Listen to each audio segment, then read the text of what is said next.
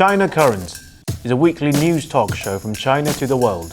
We cover viral news about China every week and also give you the newest updates on China's cutting-edge technologies. Let's get started. Welcome to China Currents, your weekly news report on what's happening in China. I'm Derek. In this episode, U.S. application to study China's moon soil denied again. 3 Chinese astronauts successfully returned to Earth from China's space station. Macron has made a decision against China that makes France farmers suffer. Brazil has replaced the United States as China's top corn exporter. China-India relations back on track. First, let's look at why U.S. has failed to apply China's lunar soil. On 1st of November, Chinese scientist Wang Junqiang from the Ningbo Institute of Technology, Chinese Academy of Sciences, reported the U.S. has once again requested samples of lunar soil from China, but this request has been not approved once more. The obstacle preventing U.S. access to these samples is a U.S. law enacted 30 years ago that imposed sanctions on China. As noted by SpaceNews.com, the U.S. efforts to study China's lunar soil began with an internal email in late 2023, which highlighted the unique value of the Chinese lunar samples, according to the Chinese media outlet Guancha. So what makes China's lunar soil so unique? The first batch of lunar soil was collected by the Chang'e 5 spacecraft in 2020 from an area of the moon that had never been visited by humans, making it exceptionally valuable for scientific research. For instance, during Putin's visit to Beijing in 2022, 1.5 grams of this lunar soil was provided to Russia as a research sample. In October of this year, Russian scientists discovered 2 unique crystals within the sample, indicating geological activity on the moon that had never been observed before. The U.S. likely submitted yet another request for lunar soil samples due to recent findings by Chinese scientists who discovered water within the new sample. In June, China's Chang'e 6 spacecraft successfully landed on the far side of the moon, marking the first time humans have collected samples from the region, returning with approximately 2 kilograms of specimens.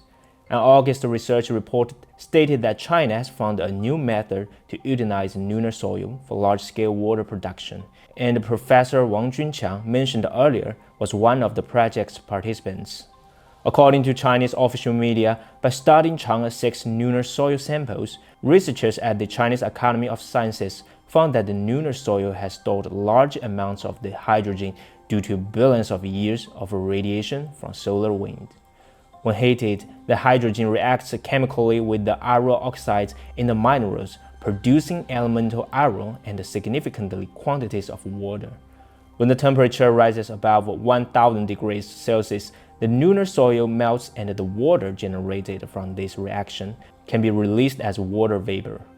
1 ton of lunar soil can produce approximately 51 to 76 kilograms of water, which is equivalent to over 100 bottles of 500 military bottled water. This is basically enough for 50 people for one day. In response to the discovery made by Chinese scientists, NASA Administrator Bill Nelson was quoted by Reuters stating that water found on the moon could be utilized to produce hydrogen rocket fuel for further exploration of Mars and other destinations. The moon's gravity is only 1/6 that of Earth's, meaning that the same type of rockets launched from the moon could carry 6 times more payload than those launched from Earth. Major discoveries on the far side of the moon have undeniably given China a significant advantage in the space race. Interestingly, American scientists are limited in their access to this unique sample due to a U.S. law known as the Wolf Amendment. Enacted by the U.S. Congress in 2011, the Wolf Amendment prohibits NASA from using government funds for direct bilateral cooperation with the Chinese government or affiliated organizations.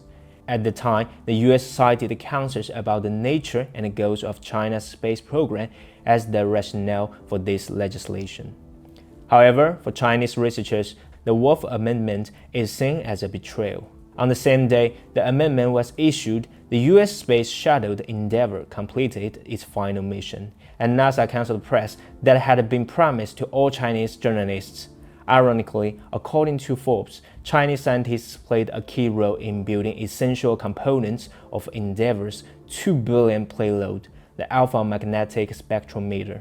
It is a space-based detector designed to study the universe and its origin. It is also the unique magnetic spectrometer on the space station and will operate on the ISS for its lifetime. 13 universities and research institutes from China contributed their wisdom and funds to this project. However, when NASA thanked them on its official website, it marked China and its Taiwan province separately. These Chinese researchers may never have thought that the fruits of their intellectual labor would eventually become propaganda materials used by the United States to divide their motherland. This kind of racial discrimination, which both want to exploit the intellectual resources of the Chinese and attack China, has deeply hurt the Chinese people. Now it's China's turn to reject the application from the United States. In addition, in the paper on the Alpha Magnetic Spectrometer published by all the researchers, Petro Levchenko, a Russian scientist with a permanent address at the Petersburg Nuclear Physics Institute, is included. However, on NASA's official website, the contributions of all Russian researchers have been omitted, and no Russian universities or research institutes are marked on the map in the acknowledgements section. However, on the website operated by the European Space Agency, you can still find the origin version and the markings of Russian research institutions on the acknowledgements map. China isn't looking to take on the responsibility of leading humanity to become an interstellar civilization by itself. In June, Russia officially joined China's International Lunar Research Station project, which also includes participation from 11 other countries, including Egypt, South Africa, Pakistan, Serbia, and Venezuela. Chinese scientists have successfully tested the technology for making bricks from lunar soil and plan to use traditional Chinese mortise and tunnel joints in the base's construction. The lunar base is expected to be up and running by 2036. If NASA can convince Congress to repeal the Wolf Amendment by December 2035, they might just make it in time for the lunar base's opening ceremony, if they still remember how to get American astronauts to the moon by then. Well, maybe China would still be willing to provide some humanitarian relief if NASA would ask for it. On 4th of December, China's Shenzhou 18 crew have returned home and successfully landed at the Dongfeng landing site in North China after more than 6 months in space. According to China Manned Space Agency, astronauts Ye Guangfu, Li Cong, Li Guangsu were all in good health. The trio lived on board China's Tiangong space station since April of this year and concluded their mission on 3rd of November. Before returning home, they greeted the incoming Shenzhou 19 crew members aboard the Tiangong on October 30. Chinese state media released a video showing 3 astronauts Cai Xuzhe, Song Lingdong, Wang Haoze entering Tiangong space station shortly after docking. The 6 astronauts hugged each other and exchanged cheerful greetings. But their neighbor might not be as delighted as they are. 2 NASA astronauts, Sunita Williams and Barry Wilmore, are stranded on the International Space Station for almost 5 months, despite initially planning to stay just 8 days. In September, their defective Starliner returned to Earth, leaving them awaiting the scheduled return in early 2025. At the press conference for the Shenzhou 19 manned mission, CNSA spokesperson extended his well wishes to the stranded American astronauts on the space station and wished the 2 astronauts a safe return. Except the US astronauts, the France farmers may also want their president to get back to the ground as soon as possible. On 3rd of November, China's Minister of Commerce Wang Wentao met with French Minister Delegate for Foreign Trade in Shanghai. During the meeting, 2 sides held discussions on recent China-EU trade frictions. On 29th of October, the European Union decided to increase tariffs on Chinese-made EVs to as much as 45.3%. According to AFP, Germany, Hungary, and 3 other countries voted against the tariff hike, while 10 countries, including France, supported it, and 12 countries abstained.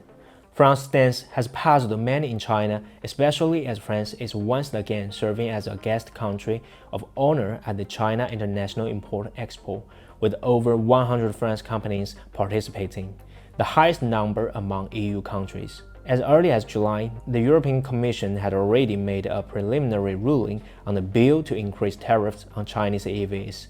The Chinese Ministry of Commerce has announced to impose temporary anti-dumping measures on imported brandy originating from the EU. According to Investing.com, following China's decision, shares of Remy Cointreau fell by 5%, while Pernod Ricard dropped by 2.9%. LVMH, the parent company of Hennessy, also saw a 4% decline in its stock. According to AFP, on 17th of September, around 800 people gathered in Cognac to protest, urging EU officials to postpone the vote on tariffs for Chinese EVs. This was the first protest by French cognac producer since 1998. In the December of 1998, the final Peugeot 205 rose off the assembly line more than 15 years after production began. It was being one of Europe's best-selling cars in the late 1980s and early 1990s. If French automakers were still as enterprising and creative today as they were in 1998, would Macron make the same choices when confronted with the Chinese electric cars as he does today? Whatever Macron's answer, French vintners and farmers have already become part of the price. Like the French farmers, the American farmers have also been victimized by their president. China International Import-Expo opens in Shanghai on 5th of November, and over the past few years, the food and agricultural portion has become one of the events most heavily trafficked in terms of floor coverage and the number of exhibitors, and a clear trend in recent years is that China is diversifying its importers of agricultural products. For example, Reuters reported on 1st of November that Brazil has replaced the United States as China's top corn exporter. Until 2018, China was the largest importer of US soybeans and corn. However, since Donald Trump declared a trade war against China and imposed tariffs on over $300 billion worth of Chinese importers, Beijing levied a 25% tariff on US agricultural goods as a response. Consequently, China redirected much of its sourcing to other agricultural nations like Brazil and Russia. Data from customs reports show the results of this diversification. The share of soybeans imported from the US dropped from 40% in 2016 to just 80% this year, while imports from Brazil increased from 46% to 76%. Similarly, after only a year of approving Brazilian corn, Brazil has already replaced the US as China's top corn supplier. Moreover, as in 2018, it remains unlikely that US agriculture would be able to secure enough alternative markets to offset these losses. USDA senior economist Sean Arita disclosed that the last trade war between the two nations cost US agriculture over $27 billion, losses that were ultimately mitigated by government aid. However, those years were exceptionally challenging for growers, and the long-term impact of the trade war meant that the US ceded its share of the Chinese market to Brazil. According to a forecast released this month by the US National Corn Grower Association and the Soybean Association, a renewed US-China trade war could slash American soybean exports to China by roughly 15 million tons annually, a decrease of over 15%. Coal exports are projected to drop by 2.2 billion tons if China imposes new retaliatory tariffs in the new round of trade conflict. These losses in US agricultural sectors could grow even larger. On 25th of October, Zhang Xinwang, Vice Minister of Agriculture and Rural Affairs of China, announced at a press conference that China's grain output has consistently exceeded 650 million tons over the past 9 years, and is expected to surpass 700 million tons for the first time this year. Obviously, this time, if the US tries to torture the Chinese like they tortured the Soviets by restricting food exports, the ones who will suffer will only be themselves. Compared with the United States, India has recently shown more pragmatism and wisdom in geopolitics. On 31st of October, news about India and Chinese soldiers gathering at the border to celebrate the Indian festival of Diwali got attention in China. Since 2020, when the bloody clash in the Galwan Valley resulted in 4 Chinese and 20 Indian fatalities, the border friction between China and India has hardly stopped. However, recently, the incident suddenly reached a turning point. In October, during the 2024 BRICS summit held in Russia, China and India reached the resolutions on issues concerning the border areas through diplomatic and military channels. According to the Press Trust of India, on 30th of October, China and India completed a disengagement exercise at the Depsen and the Demchok friction points along the LAC in eastern Ladakh. Future discussions on resuming border patrols are scheduled at the local commander level, indicating a commitment to reducing tensions on both sides. When the agreement was just reached, the Chinese people were happy that the soldiers from both sides could finally go home, but they also had doubts about India's commitment. This is because due to the religions and the cultural diversity in India, the Chinese has always doubted how far New Delhi's will can be conveyed from the Sino-India border. However, on the day of Diwali, one piece of news gave the Chinese people great confidence. That is, Chinese and Indian soldiers exchanged candies together and celebrated the festival together. In India, it symbols the spiritual victory of light over darkness, good over evil, and knowledge over ignorance. This is a very good sign. China and India has both ancient civilizations that have been neighbors for thousands of years, with a long history of cultural exchange. For example, one of China's 4 great classical novels, Journey to the West, tells the story of a Chinese emperor sending someone to India to introduce Buddhist scriptures.